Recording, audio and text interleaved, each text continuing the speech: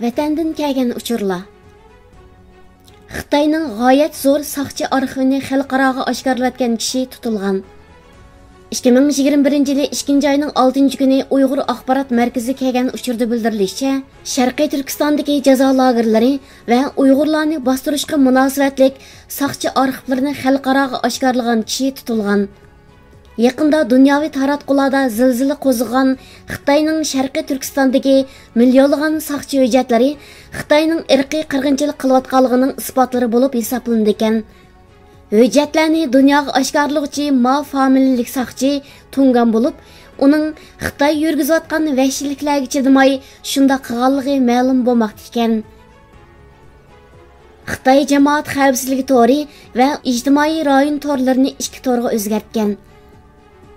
2021 yili 2-oyning 6-kuni Uyg'ur axborot markazi kelgan uchurda bildirilishicha, Sharqiy Turkistondagi jazo lagerlari va Uyg'urlarni bostirishga munosabatlik saqchi arxivlari xalqaroga oshkorlanib ketgandan keyin Xitoy jamoat xavfsizlik tori va Uyg'urlarni bostirishda muhim rol o'ynayotgan Shechu, ya'ni ijtimoiy rayon torlarini birdek internetdan ayirib ichki torga aylantirgan. Uyg'ur xalqi Xitoy zulmidan qutulishni to'rt ko'zi bilan kutmoqda.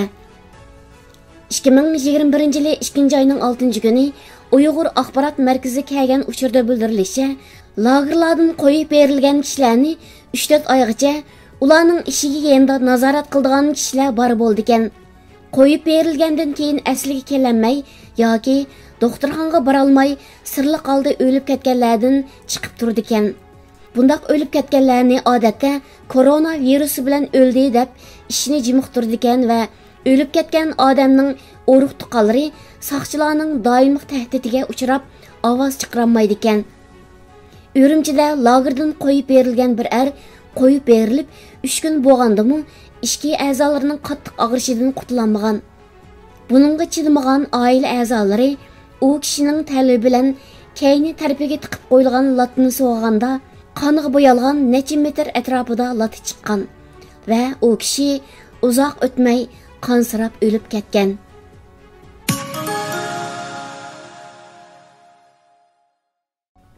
Bir 1997 yildagi G'ulji qatlami va bugungi Uyg'urlar duch kelgan irqiy qirg'inchilik. Diplomat jurnali 5-fevral kuni G'ulji qatlami va bugungi Uyg'urlar duch kelgan irqiy qirg'inchilik nomli maqola e'lon qilgan bo'lib, maqolada Zubayra Shamshidin, Xitoylarning o'zining singlisi Soliha Shamshidin va boshqa tuqqanlarga G'ulji qatlami mezgilida elib borgan rahimsizlarcha jazolashlarini tafsili bayon qilish orqali Xitoylarning buningdan 24 yil ilgari Sharqiy Turkistondagi G'ulji qatlamida Uyg'urlarga elib borgan vahshiylarcha bostirishlarni dunyo jamoatchiligiga yana bir qatim oshkorlagan. Maqolada yana G'ulji qatlamidan keyin Xitoylarning Uyg'urlarga bo'lgan bostirishining borgan-sari kuchayib, bugungi kunga kelganda Sharqiy Turkistonda Uyg'urlarni sistemalik yo'qotish maqsad qilingan irqiy qirg'inchilik elib berilayotganligi tilga ilingan. Blinken Uyg'urlar va Hong Kong to'g'risida Xitoyga besim qildi. Amerika ovozining 6-fevraldagi xabariga qaraganda, Amerika davlat ishlari kotibi Antony Blinken Prezident Joe Biden vazifaga o'ltagandan buyongi Amerika va Xitoydan iborat ikki davlatning yuqori darajalik amaldorlari o'tirisidagi tunji suhbatda Xitoyning Uyg'ur, Tibet va Hong Kong qatorliq rayonlardagi bostirishlari haqida besim qilgan. Blinken Xitoyning yuqori darajalik amaldori Yang Jiechigang Amerikaning Sharqiy Turkiston, Tibet va Hong Kong to'g'risidagi kishilik huquq va demokratik qimmat qarashini davomli qo'g'daydiganligini aytgan. Xabarda yana Blinkenning Trump rahbarligidagi davlat ishlari mahkamasining Xitoyning Sharqiy Turkistonda irqiy qirg'inchilik elib berayotganligi to'g'risidagi qaroriga qo'shilganligi tilga ilingan. Angliya advokatlari Sharqiy Turkistondagi Uyg'urlarga qaratilgan irqiy qirg'inchilikning ishonchli isbotini topib chiqdi. Amerikada chiqadigan Forbes jurnalining 8 fevraldagi xabariga qaraganda, Londonga joylashgan Essex sot mahkamasidan kelgan Alison McDonaldni o'z ichiga olgan Angliyalik advokatlar Sharqiy Turkistondagi Uyg'urlarga qaratilgan vahshiylikning va irqiy qirg'inchilik jinoyatining ishonchlik isbotini tepib chiqish to'g'risida qonuniy fikr e'lon qilgan bo'lib, bu qonuniy fikr mustaqil mutaxassislarning kasbiy hukmi ekan. Xabarda ko'rsatilishicha, Uyg'urlar bir millat bo'lish sifati bilan Birlashgan Davlatlar Tashkiloti irqiy qirg'inchilikning oldini olish va jazolash ahdnomasining 2-moddasi va Rim ahdnomasining 6-moddasiga asosan irqiy qirg'inchilikni aniqlash maqsadida qo'g'dilgan guruhlarning doirasiga kirdi ekan. Qonuniy fikrda ta'kidlanishicha, Xitoy amaldorlari shaxs nuqtasidan jinoiy javobgarlikqa, Xitoy davlati davlat nuqtasidan irqiy qirg'inchilik jinoyati bilan ayblanishi mumkin ekan. Xabarda yana har qaysi davlatlarning irqiy qirg'inchilik va insoniyatga qarshi elib berilgan jinoyatchilarning vahshiyligini e'tirof qiladigan rasmiy bayonot e'lon qilishi tavsiya qilingan. Andrey Forrest xayriy saxovat fondi Xitoyning Uyg'urlarga tutgan muomalasini aybladi. Qo'g'diqchi gazining 8 fevraldagi xabariga qaraganda, Andrey Forrest xayriy saxovat organi Xitoyning Uyg'urlarga qaratgan majburiy emgak va kishilik huquq dafsanchiligini ochiq-oshkor ayblagan. Forrest garchi zamonaviy qulluq va majburiy emgakka qarshi elib berilgan ommaviy faoliyatga mablag' solgan bo'lsa-mu, Xitoyning Uyg'urlarga qilgan muomalasini ayblashni rad qilgan va bu sababli tanqidga uchragan. Xabarda deyilishicha, o'tgan yili Uyg'ur tashkilot rahbarlari uningga o'z maydonini aniq o'tirib qo'yish taklifini bergan bo'lib, Forrest keyincha qarorini o'zgartgan. Xabarda yana dushanba kuni Kengash palata a'zosi Tex Patrick Uyg'urlarning majburiy emgak chetishlik importni cheklash qonun loyihasiga sunilgan dokladida Forrestning Mendro fondi jamiyati va uning qo'lliq qarshi turish faoliyatida Xitoyning Uyg'urlarga tutgan muomalasini oshkora ayblaganligi tilga olingan. Xitoy Clubhouse detalni ishlatishni chekladi. Avstraliyada chiqadigan ABC xabar to'rining 10 fevraldagi xabariga qaraganda, Xitoy Kommunistik partiyasi necha minglagan kishilarning Sharqiy Turkiston va Tiananmen maydoni to'g'risidagi xabarlarni ham berlaganligi sababidan Xitoyda Clubhouse detalni ishlatishni cheklagan. Xitoy cho'ng quruqligi Hong Kong va Tayvanda tez olqishga erishgan, kam deganda 2 million qatim tushirilgan bu spa faqat Almi shirkatining EOS sistemasini qo'llaydigan bo'lib, yaqinqi kunlarda bu yumshoq detalda Tiananmen maydoniga qirg'inchilik va Sharqiy Turkistondagi jazo lagerlarida yuz bergan vahshiyliklarni muzokara qilingan. Xabarda deyilishicha, bu Xitoydagi yoshlarga nisbatan bundoq sezgir masalalarni tunji qatim ochiq-oshkora muzokara qilish bo'lib, uzun o'tmay kishilarning bu detalni ishlatishi to'salg'iga uchragan va bu erkinlik supsining ishlatilishi Xitoy doiralari tarafidan cheklangan.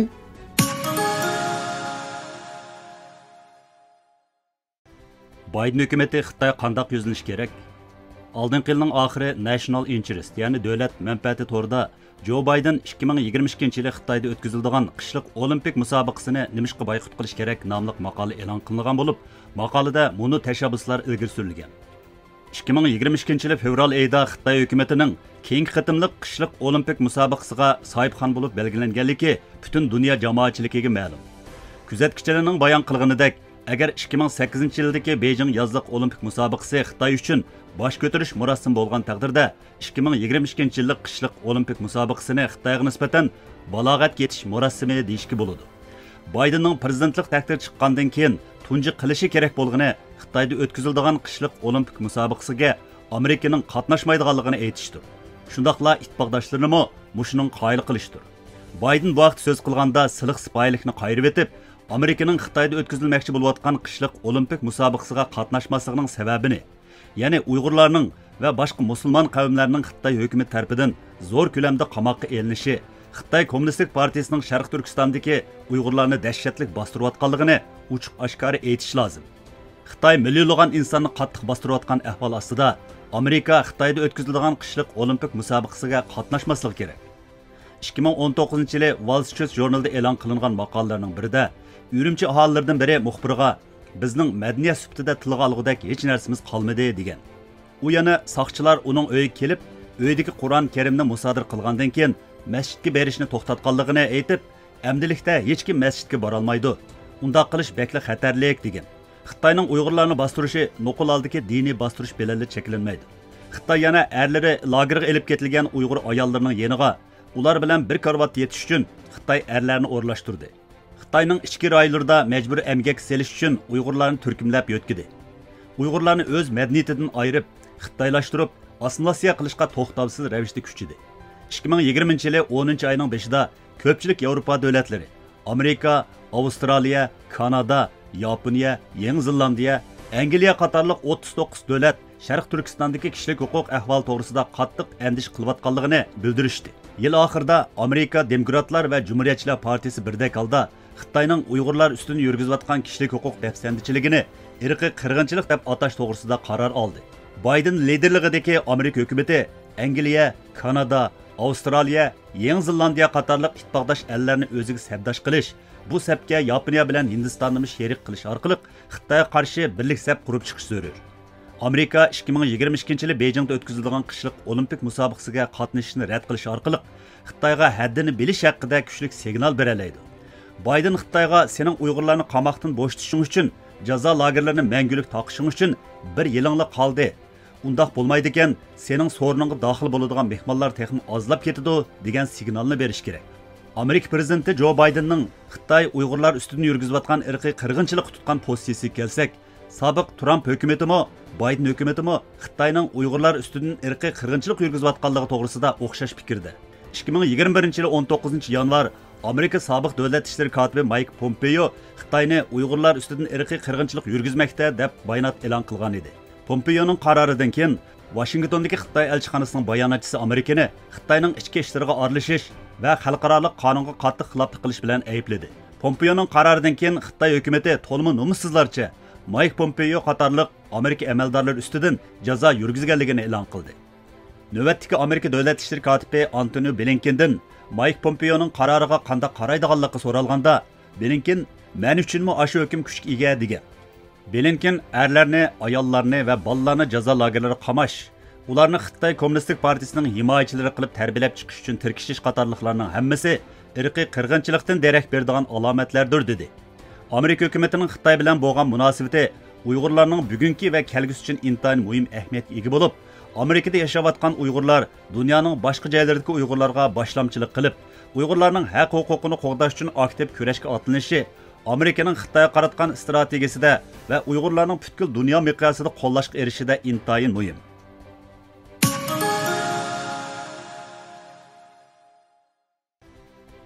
Maymun o'yini va uning kaynidagi ro'yi asorat.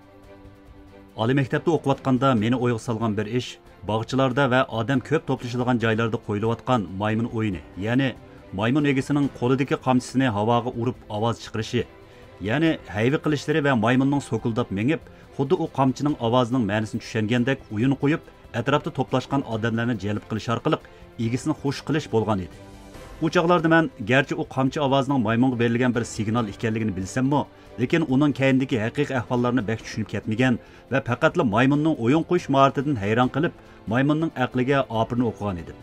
Keyin ko'rgan bilganlarimning ko'payishiga ergishib, u maymunlarning shu mahoratlik o'yinlarning kaynida qanchalik badallar to'langanligini oz to'la tunib yetishga boshladim.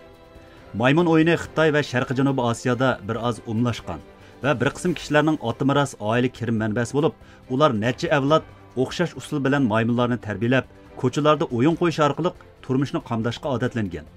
Ularning ko'p qismi asosan alayda tarbiya ko'rmagan va iqtisodiy jihatda ojiz o'rin turadigan kishilar bo'lib, ular maymun tarbiyalashda eng oz chiqim ketadigan, biroq eng unumli bo'lgan ro'yi asorat qilishning birinchi qadam bo'lgan sababsiz jazolash orqali vahima, qo'rqinch paydo qilish orqali ruhiy jihatda bog'lash usulini qo'llandi ekan. Konkret qilib aytganda, asli qoida bo'yicha maymun tarbiyalagichi agar maymun gap anglab, egasining degani bo'yicha qilsa, egasi maymunga mukofot berish kerak. Undaq bo'lganda maymun mahoratining yuqori ko'tarilishi va uninglik uchun erishgan mukofotning ko'payishiga ergishib, maymunning mukofotga bo'lgan talbi yuqorilaydi. Ya'ni maymun egasi maymunni texmi yuqori saviyali qilish uchun maymunga texmi ko'p mukofot berishga to'g'ri keladi ekan. Natijada maymun tarbiyalashning tandarqi yuqorilab mangadi.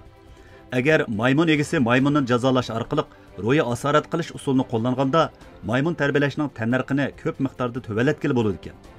Konkret qilib aytganda, maymun tarbiyalagichi maymun tarbiyalash tannarxini tövalatib, maymun tarbiyalash unumini yuqori ko'tarish uchun oldi bilan maymunni sababsiz urdi ekan, jazolaydi ekan. Maymun garchi dastlabda o'zining sababsiz urilishiga qarshilik ko'rsatsa-mu, biroq keyincha egasining o'zini urmasligini o'ziga berilgan eng chong mukofot deb biladigan bo'ladi ekan. Va sababsiz tayoq yemaslik uchun texmi sagak, texmi gap anglaydigan bo'lib, egasi bir ish qilishga majbur qilmasa-mu, o'zligidan qilib egasini xush qiladigan bo'ladi ekan. Oxirida maymun hatto o'zini sababsiz urgan u egasidan ayrilolmas bo'lib qoladi ekan. Keyin men tasodifiy fursat bilan Xitoyda 2000 yil burun yozilgan Shaojunshu xalqni kontrol qilishning 5 xil usuli degan bir kitobni o'qib qoldim. Bu kitobdagi xalqni kontrol qilishning 5 xil usuli ichidagi bir xil usulda mundaq deyilgan ekan.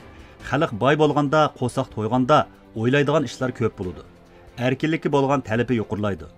Undaq odamlarni oz narsa bilan mukofotlab xush qilmoq, rozi qilmoq tas bo'ladi. Ular rahat topgancha talablarimi ko'p bo'ladi. Ularni boshqarish tas bo'ladi. Hokimiyatga tahdid bo'ladi. Ularni kontrol qilish uchun oldi bilan ularning mol-mulkini musodir qilib, ularni nihoyatda yo'qsul holatga tushirib qo'yish kerak. Zindonlarga tashlab jazolash kerak. Odam yo'qsul holiga tushib qolganda, qo'saq to'yg'izishning g'amida bo'lib, boshqa ishlarni o'ylashga vaqti yetmaydi. Undaq kishilar jazolanmaslikni o'zlariga berilgan eng chong mukofot, eng chong baxt deb biladi. Ularni ozroq mukofot bilan rozi qilg'il bo'ladi. Undaq odamlar ozli manfaat uchun boshqalarni sotadigan bo'ladi. Hozirgi zamon psixika ilmida ro'yi asorat deydigan bir uqum bo'lib, u asosligi har xil ruhiy yoki psixikalik monopol qilish usullarini qarshi tarafning ruhiyatini kontrol qilishni ko'rsatadi. Odatda insonlar debatgan mengi yuyish, kalla yuyish yoki o'qitish, jin chaplashib qolish degandeklarmi mushu kategoriya ichiga kiradi. Bu garchi hozirgi zamonda sistemlik tadqiq qilingan bir ilm bo'lsa-mu, lekin u qadimdan tortib o'xshamagan maqsadda va o'xshamagan usulda qo'llanilib kelingan. Amerikalik tarixshunos Carter J. Woodson ro'yi asorat yoki ro'yi qulluqni insonlar bo'yniga selingan haqiqiy buzilmas zanjir deb atab mundaq deydi. Siz bir insonning ruhini kontrol qilsangiz, uning so'z harakatidan ansirmasangiz bo'ladi.